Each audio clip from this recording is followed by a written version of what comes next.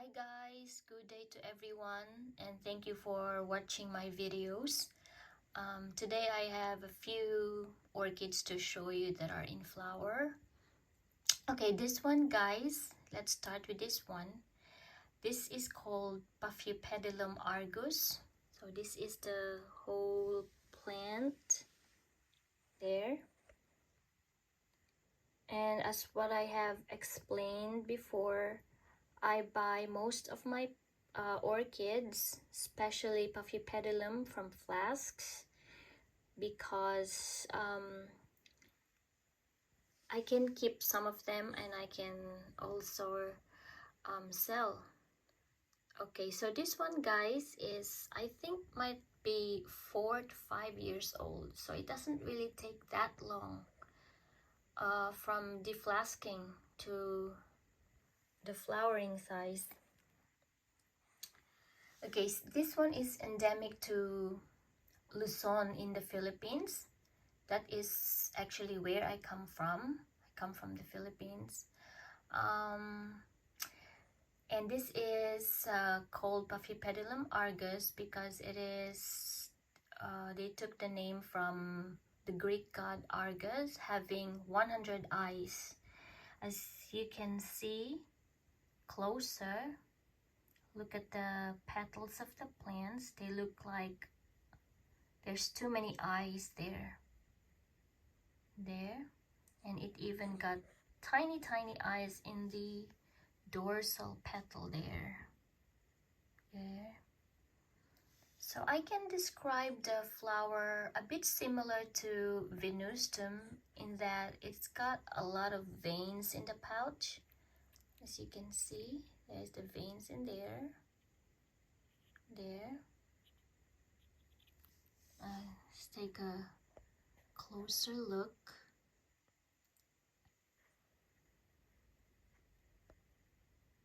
There's the veining of the pouch, and a bit like Paphiopedilum lawrenceanum as well. It's got this vertical lines in the dorsal sepal. Okay, so yeah, this is just a small plant. It's in a 50 mm pot, as you can see. This is, I think, one of the smallest pots that you can find. So from deflasking, I haven't really repotted this plant, so this is its original pot. So as you can see, it is a small plant. It is not like any multifloral Paphiopedilum where they can grow really big.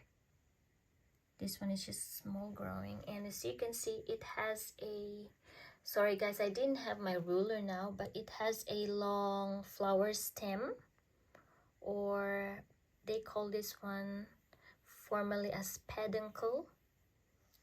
They're probably more than 12 inches in height. There you go guys. And also I have something to show you. It's one of my Paphiopedilum that I have grown for many years. This one guys here, if you compare these two, there you go, that's the Argus there, and this one here is called Paphiopedilum lynleigh koopowitz. Lynleigh koopowitz is a primary hybrid between Paphiopedilum delinati and malipons. This is actually a very vigorous grower, and it so happened that this plant here is from the very first flask I ever owned. So it's kind of really a trial and error for me. I thought I'd try to grow orchids from flask, and if I succeed, then I might start to buy a lot of flasks. And so it did succeed. All of them guys miraculously survived. I don't know, it's probably because I think this hybrid is very easy to grow. they said it's very easy to grow. So if you want to start plants from flasks, buy those hybrids or species that are easier to grow. So as you can see, let's take a look closer. The flower is, or the plant is actually in bud. There's the bud here. So I kept 3 of them, guys. I've been selling the seedlings of this plant, lynleigh koopowitz, for many years, since I got this 7 years already, and I just left 3 for myself to keep as part of my collection. And in 2019, 2 of its siblings flowered, but that time I wasn't here. We went to the Philippines for a vacation. I really missed that one when 2 of its siblings flowered. So I'm very, very happy now. After 2 years, this one is in bud. I don't know, guys, this one is really late. I don't know if it has something to do with the pot, because ever since I deflask this plant, I haven't really repotted it at all. So for 7 years, it stayed in the same pot. Now it is very, very big for the pot now. I don't know, because I thought the plant looks happy in its pot, so I thought I'd just leave it there, and I think it is happy. So yeah. One thing, guys, they said that with Paphiopedilum, they are the happiest if you keep them to the smallest pot as possible that they can fit. So there you go. As you can see, guys, this one is very, very highly mottled, very thick, not extremely thick, but just thick leaves. It is leathery in texture. Very beautiful, guys. There you go. Very dark green, highly mottled, very attractive, just the foliage alone. And it's got a dark red underside. So very, very excited to watch this flower spike become flower. And I think after this plant flowers, I'll have to repot this one so it can start to produce a new growth. Because once a Paphiopedilum flowers, it doesn't flower in the same plant. They produce smaller offsprings to flower again. Okay, guys, and aside from that one, I have some other orchids here that I think might deserve to be shown. This one here, guys, this is as you can see, this is a soft cane dendrobium. It's very looks like very happy. It's got thick canes, but only gave me 3 flowers. It has really beautiful yellow flower with some I don't know what's this color. It might be peach edges. This is called Dendrobium Yasuko Sugiyama March. Yeah, smells nice. So hopefully by next year my dad's not gonna water this frequently, so it gives more flowers during the cold season. And I got 2 more here, guys. I have a Cattleya orchid. This one is called RLC Chief Canyon Morning Call. It's very, very fragrant. It is I don't know if I would say overwhelming. It is very fragrant, guys. It is salmon colored, medium-sized flower, I think it's rare to see this type of coloration in Cattleya. And interestingly too, another flower that is in bloom has similar color to this Cattleya, guys. I'll show you.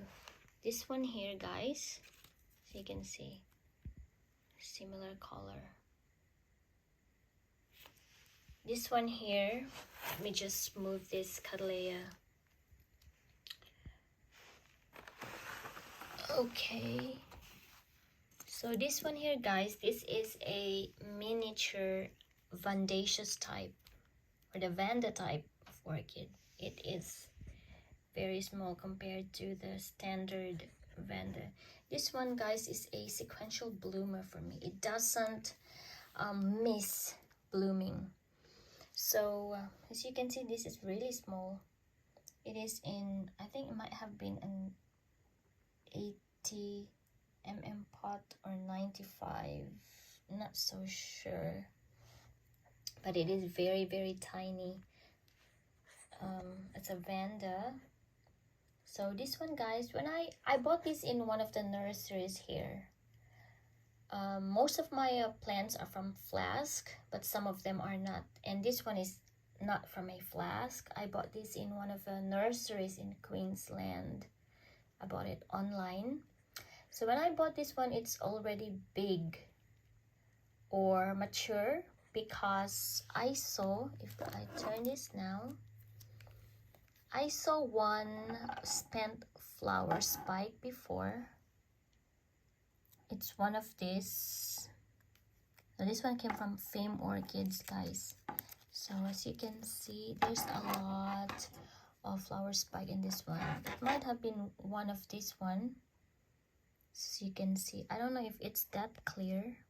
I'll count the flower spike. This is 1, 2, 3, 4, 5. So it flowered 5 times already. So when I acquired this one, it has a single spent flower spike. So that's when I realized that it is already mature for its size. And this is flowering at the opposite side, and it has given me 2 babies.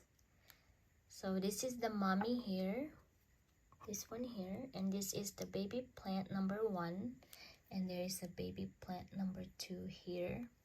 Even the babies, guys, I think might be flowering too. I'm not 100%, but it looks like it has definitely more than flower spike, and it has a really nice smell as well. It's not very strong, just a subtle scent, but that is very impressive for a Vanda, because I don't think Vanda orchids have a nice scent to them. I'm not really so sure, because this is the very first Vanda type that I flowered. I have some Vandas there that I grow from flasks, but they're still young. I also have one that I bought before as a small seedling, and it's already so big now, but I haven't flowered yet. So yeah, I'm just very happy because this one is hanging in my greenhouse, and it doesn't miss giving me flower every year. As you can see, guys, there is also a sphagnum.